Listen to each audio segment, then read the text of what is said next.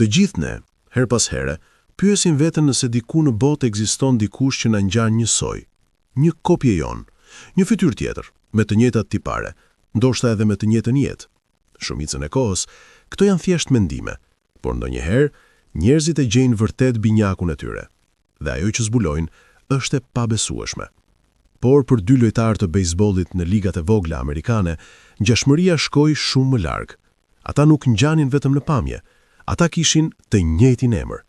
Dhe e vërteta rreth asaj se kush ishin dhe nga vinin, mund të zbulohej vetëm në një mënyrë, me një test ADN-je. Dhe ajo që u zbulua ishte absolutisht e çmendur. Por para se të hidhemi në histori, shtyp butonin like, abonoju në kanal dhe aktivizo njoftimet, që të mos humbasësh asnjë nga historitë tona të reja. Kjo histori fillon me lindjen e Brady Filit. Në fakt, fillon me lindjen e dy Brady Filve. Brady Gregory Fili lindi në 27 nëntor 1995 në Missouri. A I pati një fëmijëri krejt normale dhe më vonë shkoi në Mississippi për të luajtur bejsboll në kolegj. Por këtu fillon çudia. Një tjetër Brady Fil kishte lindur tashmë 5 vite më herët, më 27 dhjetor 1990 në Maryland. Ky ishte Brady Matthew Fil. Edhe ai pati një fëmijëri të zakonshme dhe përfundoi në kolegj duke ndjekur të njëjtën ëndër, një karrierë në bejsboll. Askush nuk mund ta imagjinonte se sa ngjashëm do të përfundonin jetët e tyre. Teksa të dy Brady Fillët po kalonin vitet e kolegjit, të dy filluan të dalloheshin në ekipet e tyre. Pas shkolle, Brady Gregory ju bashkua ekipit Single A të Oakland Athletics Bayou Snappers. Në të njëjtën kohë, binjaku I tij I panjohur në emër Brady Matthew po ngjitej gjithashtu në karrierë, duke u bashkuar me ekipin AAA të Texas Rangers Round Rock Express. Të dy po bënin emër për veten e tyre, plotësisht të pavetëdijshëm se po ndanin të njëjtin emër me dikë tjetër. Kur I sheh të dy Brady Fillët krah për krah, ngjashmëria është pothuajse frikësuese. Por ajo që është edhe më e çmendur është sa shumë gjëre kanë të përbashkëta për te I pamjes. Të dy ekipet e tyre I zgjodhen si pitchera. Kanë të njëjtën ngjyrë flokësh, të njëjtin stil mjekre të trash dhe madje mbajnë edhe të njëjtin lloj syzesh. Dhe ja ku bëhet edhe më e çuditshme. Të dy janë saktësisht 1.93 metra të gjatë, por këto janë vetëm ngjashmëritë sipërfaqësore. Me një shikim të parë, është shumë e vështirë t'i dallosh. Seriozisht, në disa foto është pothuajse e pamundur të thuash se cili është cili, por ekziston një dallim I vogël mes tyre. A e vutre? Sakt. Të dy Bredit hedhin topin me duar të ndryshme. Pra, nëse ndonjëherë I shihni në fushë, kjo është shenja juaj më e mirë për t'i dalluar. Duke por fotot dhe duke lexuar historinë e tyre, është e pabesueshme të mendosh se të dy Brady Fillet po rriteshin, po jetonin pothuajse të njëjtën jetë dhe dukeshin si binjak, pa pasur asnjë ide për ekzistencën e njëri tjetrit. Jashtë familjes sime, nuk mendoja se kishte ndonjë fill tjetër. Thanë të dy, fjalë për fjalë, në një intervistë për Inside Edition. Por historia vetëm sa po bëhej më e çuditshme. Nuk mjaftonte që kishin të njëjtin emër, të njëjtën fytyrë, të njëjtën mjekër dhe të njëjtin profesion. Gjërat morën një kthes edhe më të pabesueshme, kur të dy pësuan të njëjtin dëmtim dhe kishin nevojë për të njëjtën ndërhyrje kirurgjikale. Të dy kishin këputur ligamentin UCL në bërryll dhe të dy kishin nevojë për operacion për ta riparuar. Dhe po, shkuan te I njëjti mjek. Pa e ditur, një takim I vetëm do të vinte gjithçka në lëvizje. Të dy Bredit përfunduan te I njëjti kirurg ortopedi famshëm botërisht, Dr. James Andrews, për të rregulluar bërryllat e tyre. Dhe ja ku bëhet edhe më e çuditshme. Jo vetëm që kishin të njëjtin dëmtim dhe të njëjtën procedurë nga I njëjti mjek, por operacionet u kryen brenda vetëm 6 muajve nga njëri tjetri. Do të mendoje se do të takoheshin patjetër, por në një mënyrë të pashpjegueshme nuk u takuan kurrë, dhe mënyra se si e zbuluan për ekzistencën e njëri tjetrit ishte edhe më e çmendur. Gjithçka nisi nga një gabim I vogël në recepcionin e klinikës, diçka e thjeshtë, krejt e zakonshme, që u ndryshoi jetën të dyve.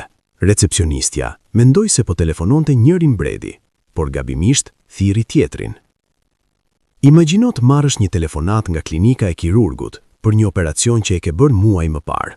Ata përdorin emrin tënd, dosjen tënde, por asgjë nga ajo që thonë nuk ka kuptim. Kjo i ndodhi Brady Gregory Fillit, rreth 6 ose 7 muaj pas operacionit. Shpjegoi ai. Zyra e tyre telefonoi trajnerin ton dhe tha: "Hey, kur po vjen Brady për operacion? Apo zbrit nesër?" Trajneri u përgjigj: "Ai e bëri operacionin para 6 muajsh, për çfarë po flisni?" Dhe aty e kuptova se ishim të dy. Kështu u zbulua gjithçka. Pas gjithë atyre përkimeve të çuditshme, dy Brady më në fund mësuan për ekzistencën e njëri tjetrit. Por ajo që ishte interesante, ishte fakti se ata vetë nuk e morën shumë seriozisht këtë ngjarje. Ndërsa pjesa tjetër e botës mendonte se dukeshin si binjak, ata kishin parë fytyrat e tyre për aq gjatë sa i dallonin lehtësisht ndryshimet e vogla mes tyre. Sigurisht që ishin kurioz, por nuk e panë si diçka aq të madhe. Të paktën jo në atë moment, sepse ata nuk kishin asnjë ide se çfarë po vinte më pas. Edhe pse dy lojtarët nuk i shihnin ngjashmëritë e tyre si diçka të jashtëzakonshme, shumë shpejt u bë qartë se të gjithë të tjerët po. Tifozët, gazetarët sportiv dhe madje edhe komentatorët televiziv u fiksuan pas asaj se sa të ngjashëm ishin. Njerëzit i ngatronin vazhdimisht në internet, u dërgonin mesazhe Brady të gabuar dhe zhurma vetëm sa shtohej.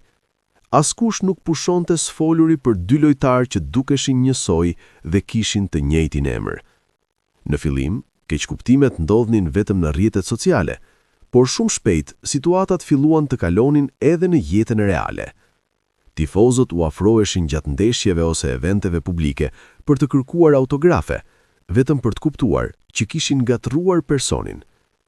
Ai kishte një kartë perfekte loje, tha Brady Matthew, duke kujtuar një moment të tillë. Unë gjithmonë i them: "Ah, po, kjo nuk jam unë, më vjen keq, nuk mund ta firmos." Dhe ata më thonë: "Po a mund ta firmosësh gjithsesi?" Dhe unë u përgjigjem: "Jo, më vjen keq, kjo nuk është karta ime." Ndërsa gjithnjë më shumë njerëz përfshiheshin në misterin e dy Brady Filleve, Inside Edition vendosi të ndërhynte dhe i ftoi të dy të shfaqeshin në emision. Kur më në fund u shfaqen bashkë për herë të parë, njerëzit mbetën pa fjalë. Interneti shpërtheu. Askush nuk mund ta besonte që këta dy burra nuk kishin asnjë lidhje familjare. Telefonat e tyre u mbushën me mesazhe dhe telefonata dhe papritur, historia e tyre ishte kudo. Njerëzit donin përgjigje. Si ishte e mundur që dy të panjohur të kishin të njëjtin emër dhe të dukeshin kaq identik? Kurioziteti i publikut vetëm sarritej dhe Inside Edition, po aq kurioz sa të gjithë të tjerët, vendosi të shkonte edhe më tej. Ata ofruan t'u bënin të dy Bradyve një test ADN-je. Bota donte të dinte të vërtetën dhe lojtarët ranë dakord. Megjithatë, vetë dy filet nuk ishin aq të tensionuar sa publiku. Ata ishin pothuajse të sigurt se nuk ishin të lidhur familjarisht, por ishin të hapur për të mësuar më shumë rreth origjinës së tyre. Brady Gregory mendonte se kishte prejardhje gjermane, ndërsa Brady Matthew nuk kishte ndonjë ide të fortë. Ai ishte thjesht kurioz të shihte çfarë do të tregonin rezultatet.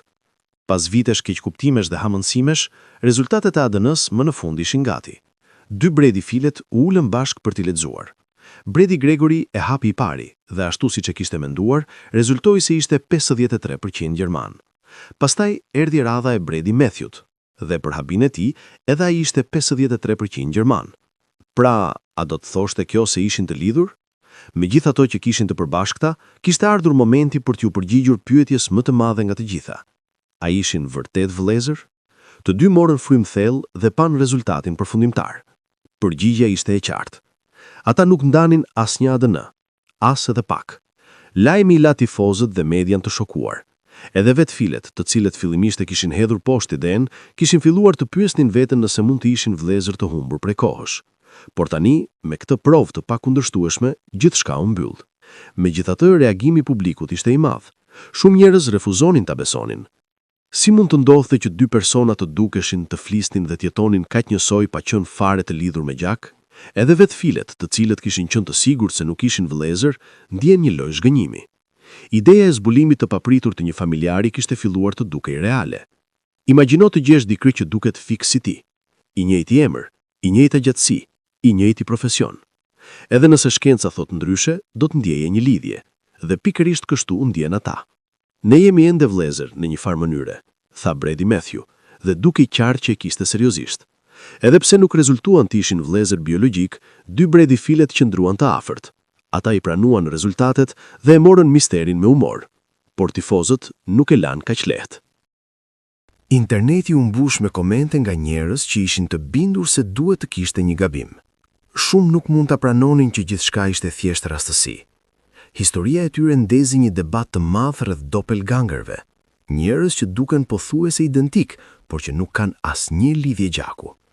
Kjo bëri që shumë të pyesnin veten: a është e mundur që secili prej nesh të ketë një binjak diku në botë?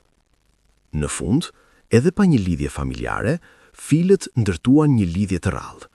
Dhe ndërsa ata janë pajtuar me rezultatet, shumë të tjerë ende nuk janë të bindur. Disa tifoz dolën me teori të çmendura. Njëri madje sugjeroi se ndoshta njëri nga filet kishte udhëtuar në kohë.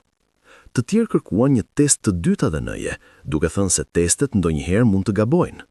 Është e vërtetë, edhe binjak identik kanë marrë ndonjëherë rezultate të ndryshme. Prandaj shumë mendojnë se filet duhet të thellohen më shumë në pemët e tyre familjare. Ndoshta nuk janë vëllezër, por mund të ketë një lidhje të largët që pret të zbulohet. Megjithatë, bindja e tyre të vazhdojnë kërkimin nuk ka qenë e lehtë. Filet kanë vazhduar jetën e tyre dhe nuk ndjejnë nevojën të rikthehen te kjo histori. Ndoshta sepse tashmë ndihen mjaftueshëm të lidhur, ose ndoshta sepse nuk duan të rikthejnë shkënjimin. Sido që të jetë, ata kanë refuzuar testime të tjera dhe kanë zgjedhur të fokusohen te karrierat e tyre. Edhe pse tifozët vazhdojnë të kërkojnë përgjigje, shumë njerëz bien dakord me filet dhe mendojnë se ndoshta nuk ka asnjë lidhje më të thellë. Disa madje thonë se nëse i studion me kujdes tiparet e tyre, ata nuk duken edhe aq shumë njësoj. A mos vallë janë mjekrat dhe syzet që e bëjnë ngjashmërinë të duket më e madhe? Vëmendja publike ka sjellë edhe komente jo gjithmonë të mira. Një komentues në YouTube pretendoi se fytyrat e tyre janë krejtësisht të ndryshme dhe se vetëm flokët e kuq dhe syzet i ngatrojnë njerëzit. Të tjerë thjesht e shijuan rastësinë dhe u kënaqën me gjithçka që ata kishin të përbashkët. Si me shumicën e historive virale, kishte edhe njerëz që nuk e kuptonin as pak zhurmën. Një koment sarkastik tha se mjaftonte të kontrollonin datat e lindjes për të kuptuar që nuk ishin binjak, duke humbur krejtësisht thelbin e historisë. Por pavarësisht mendimeve, historia e dy Brady filve tërhoqi vëmendjen e tifozëve të bejsbollit dhe njerëzve kurjashtar kuto. Të gjesh dikë që duket fiks si ti është e rrallë, por këta dy e përballuan gjithçka me humor dhe ndërtuan një miqësi unike. Kush e di? Ndoshta edhe ti ke një sozi diku në botë. Nëse kjo histori të duket interesante ashtu si neve, mos harro të pëlqesh videon, ta ndash me dikë që do ta adhuronte dhe ta abonohesh për më shumë histori reale që të bëjnë të pyetësh se çfarë tjetër mund të ekzistojë atje jashtë. Faleminderit që na ndoqe.